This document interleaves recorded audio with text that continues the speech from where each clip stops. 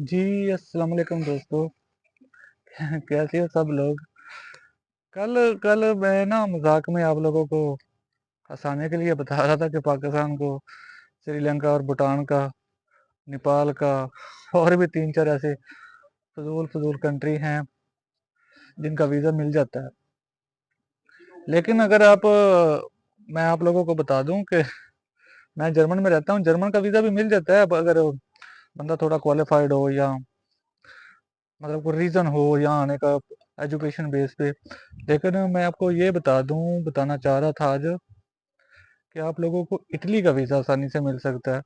Italy का visa मिल जाता है एग्रीकल्चर बेस पे, क्योंकि यूरोप में जितने भी ये जिन कंट्रियों में यूरो चलते हैं ना, जिनकी करेंसी यूरो है, उनमें से वाहिद कंट्री इटली है जिसमें सबसे ज़्यादा एग्रीकल्चर का या ज़राअत का काम होता है।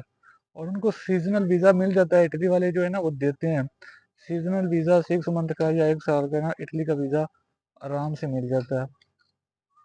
असल में होता ये है कि पाकिस्तान में ना लोगों को पता नहीं है, हमारे लाहौर के, पंजाब के हैं जितने भी, जिस एरिया का भी पता है, इस प्रोसीजर का नहीं पता कि इसका प्रोसीजर क्या होता है।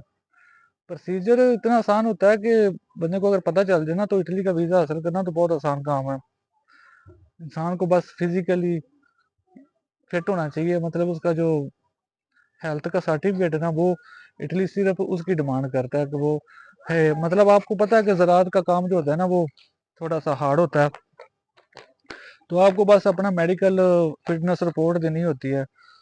तो इटली का वीज़ा जो है ना वो भाई लोगों को आसानी से मिल जाता है एग्रीकल्चर का। ज़्यादा से ज़्यादा आपका ना 5,000 या 6,000 यूरो में खर्चा आता है लीगल वेज पे, मैं आपको बता रहा हूँ। और 5-6 हज़ार यूरो पाकिस्तान में 15 से 18 लाख रुपया बनता है। तो लेकिन पाकिस्तान में तो जो एजेंट होते हैं, लगवाना वीज़ा उन्होंने भी ऐसा ही होता है एग्रीकल्चर का या कोई इधर क्लीनिंग का या सफाई का। लेकिन वही एजेंट जो है ना वो पाकिस्तान में जो 5,000 या 15 लाख का या 18 लाख का वीज़ा है, वही एजेंट जो है ना वहाँ पाकिस्तान में 30 से 35 लाख ले रहे हैं। और फिर भी 100% चांस नहीं होते कि वीज़ा लग भी जाएगा। मोस्टली तो फ्रॉड ही हो रहे हैं पाकिस्तान में इस वीज़े के नाम पे। तो बात करने का मकसद ये है भाई लोगों के, आप अगर चाहोगे कि आपको मैं बताऊं कि एग्रीकल्चर का वीज़ा का प्रोसीजर क्या होता है, तो मैं इंशाल्लाह नेक्स्ट वीडियो बनाऊंगा और आपको बता दूंगा उसका प्रोसीजर। उसका प्रोसीजर यहाँ से इटालियन जिन जो लैंड लॉर्ड होते हैं ना, लैंड लॉर्ड बोलते हैं जिनके, जमींदार जो होता है इटली में, अगर किसी के पास 10 एकड़ से ज्यादा जमीन है और वो खेती बाड़ी करता है, एग्रीकल्चर का ज़राअत का काम करता है यहाँ पे।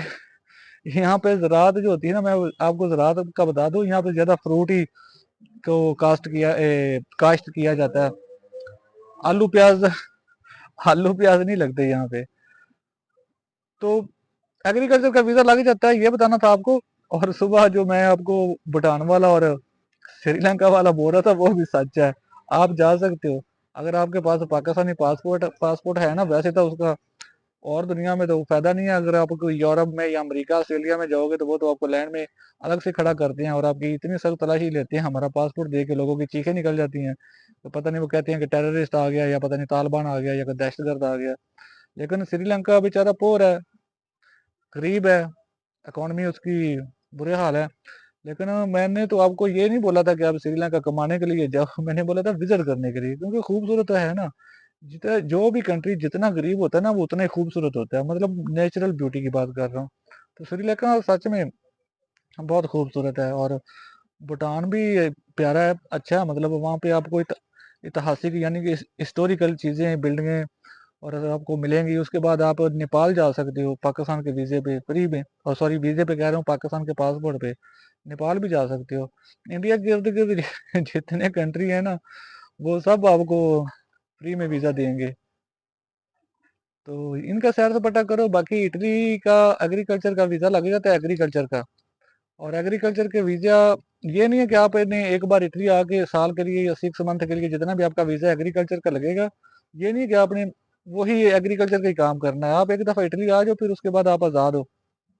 आप अपना जो भी आपका कॉन्ट्रैक्ट होगा 6 मंथ का, 6 मंथ का या साल का, लाजमी नहीं है, आप पे लाजम नहीं है, यहाँ पे फर्ज नहीं है कि आपने वो 6 मंथ या साल अपना कॉन्ट्रैक्ट पूरा करना है। आपको नहीं पसंद आया काम एग्रीकल्चर का, आपने 2 दिन किया है या 1 मंथ किया है, आप नहीं करना चाहते, आपको काम पसंद नहीं आ रहा या हार्ड लग रहा है, तो आप जब चाहो छोड़ सकते हो। जब चाहो छोड़ दो, आप कोई और काम देख सकते हो, आप कोई और काम कर सकते हो। मतलब कोई पाबंदी नहीं है।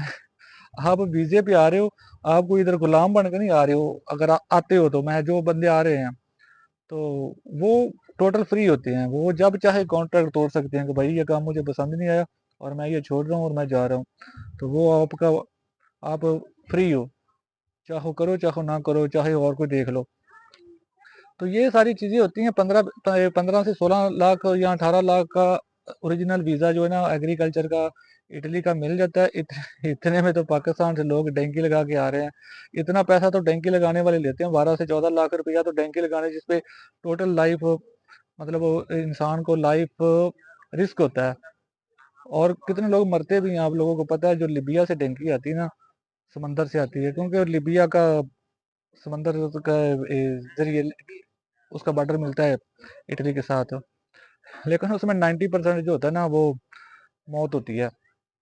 और पहले लोग यूनान से तुर्की के जरिए भी आते थे कभी किसी दौर में, लेकिन अब भी वो चीज़ें नामुमकिन हो चुकी हैं, क्योंकि अब तो बॉर्डरों के ऊपर ना ड्रोन छोड़ी होती है, ड्रोन समझते हो ना अब। तो अभी टेक्नोलॉजी आ गई है, तो इसलिए मैं तो आप लोगों को मशवरा दूंगा कि अगर आपको कोई डंकी लगाने के लिए वर्गला रहा है तो अपनी लाइफ का रिस्क मत लो, और ऐसा मत सोचना कभी भी। उससे अच्छा है पाकिस्तान में को कारोबार कर लो, को बिजनेस कर लो। वैसे पाकिस्तान में आप, हमारी आर्मी ने पाकिस्तान को इस काबिल तो छोड़ा नहीं है कि वहां पर कुछ किया जाए। लेकिन अभी क्या कर सकते हैं, अभी क्या करेगा भाई लोग। लाइफ को भी बचाओ और वो कारोबार भी करो। और अगर यूरोप आना है तो आपको जर्मनी फ्रांस का किसी ने वीज़ा नहीं देना, ना मिलना है आपको। अगर आपके मम्मी पापा वहाँ हैं वो आपको बुला सकते हैं, बाकी फैमिली मेम्बर भी नहीं बुला सकता। मैं ये मिडिल क्लास वाले लोगों की बात कर रहा हूँ, मतलब जो बिजनेस मैन है, पाकिस्तानी फ्रांस में है या जर्मनी में, जो अपना खुद का कारोबार करते हैं या उनका खुद का बिजनेस है, वो तो कहीं भी आ जा सकते हैं, उनको तो प्रॉब्लम नहीं है। मैं तो अपने जैसे मिडिल क्लास लोग वाले लोगों से बात कर रहा हूँ, तो उनको सिर्फ समझा रहा हूँ या बता रहा हूँ। यूरोप आना है तो जिस, देखो लोग रोमानिया में आते हैं या पोलैंड में आते हैं या बेलारूस में आते हैं, इनके वीजे भी वैसे मुश्किल से मिलती हैं। अगर मिल भी जाए ना तो इधर आके करोगे क्या, उनकी तो करेंसी यूरो नहीं है। वो लोग तो खुद इधर, आपने अगर आना है आपका माइंड ये होना चाहिए कि मैं उस कंट्री में जाऊं, यूरोप की उस कंट्री में जाऊं जिधर यूरो चलता है। तो यूरो तो पूरे यूरोप में नहीं चलता, यूरोप में तो 30 से ज्यादा कंट्री हैं, यूरो तो सिर्फ 12 कंट्री में चलता है। तो आपको लोग वहाँ पे रोमानिया के नाम पे फंसा लेते हैं। रोमानिया, रोमानिया भेज देते हैं। अभी लोग, 1 मंथ पहले ये शोर मचा था कि रोमानिया शेंजन में आ गया। शेंजन का ये मतलब होता है कि आप यूरोप में एक कंट्री में हो तो आप शेंजन के जितने मेंबर कंट्री है ना, आप सब में जा सकते हो उस वीज़ा पे। लेकिन ये बात अभी तक कन्फर्म नहीं हुई। यूरोपीय यूनियन ने अभी ये कन्फर्म नहीं किया कि उन्होंने रोमानिया को या बुल्गारिया को शेंजन में इंटर किया या नहीं किया। और अगर आप बुल्गारिया के वीज़े पे आ रहे हो तो भाई बस वो यही होगा आपके साथ। अगर आप पाकिस्तान में 35,000 तनख्वाह लेते हो तो बुल्गारिया में आपको 50 मिल जाएगी। यही कुछ है बुल्गारिया में और यही कुछ है रोमानिया के। ये सारे कंट्री तो इन कंट्रियों में आके काम करते हैं, ये रोमानिया वाले और बुल्गारिया वाले, जिन कंट्रियों में यूरो चलता है। मतलब मैं आपको बताऊं, एक एक यूरो वो है ना, वो रोमानिया में 10 रुपए बनते हैं। मतलब 10 उनकी करेंसी के मुताबिक बन जाते हैं। तो इसलिए उन मुल्क में के आने का या उन मुल्कों का वीज़ा लगवाने का आपको फायदा नहीं है। वहां से आगे भी आप फिर आप उधर आ भी जाओगे, 25-30 लाख का वीज़ा लगवा के आप बुल्गारिया हो गए या रोमानिया हो गए, तो आप फिर भी आगे आपको डंकी लगानी पड़ेगी। फिर इन मतलब आपने जर्मन आना है या इटली आना है या ऑस्ट्रिया आना है या स्विट्जरलैंड आना है, इन कंट्रियों में मतलब जिधर यूरो चलता है, तो उसके लिए भाई आप वीज़ा लगवा के आओगे भी। रोमानिया आ जाते हो, बुल्गारिया आ जाते हो, स्लोवाकिया आ जाते हो या स्लोवेनिया आ जाते हो, तो आगे यूरोपियन कंट्री जो यूरो वाले कंट्री हैं जिधर यूरो चलता है, उधर फिर आपको टैंकी लगानी पड़ेगी। तो फायदा क्या है आपको, आप लाइफ थ्रेट फिर भी आपको लेना पड़ेगा। तो इसलिए आप अपने पैसों का इन्वेस्टमेंट ना अच्छी जगह पे करो। अगर कोई भाई इंटरेस्टेड हुआ, मुझसे रब्ता करना। मेरा व्हाट्सअप नंबर है चैनल पे, तो हम इस बारे में बात करेंगे। और आपने विजिट करना है तो आपको श्रीलंका जाना चाहिए अभी समर में। समर में आप श्रीलंका जाओ, भूटान जाओ, नेपाल जाओ। बुलेविया भी है, लेकिन बुलेविया का भी वीज़ा पाकिस्तान को फ्री मिलता है। वैसे तो पाकिस्तान को वीज़ा इंडोनेशिया भी दे देता है।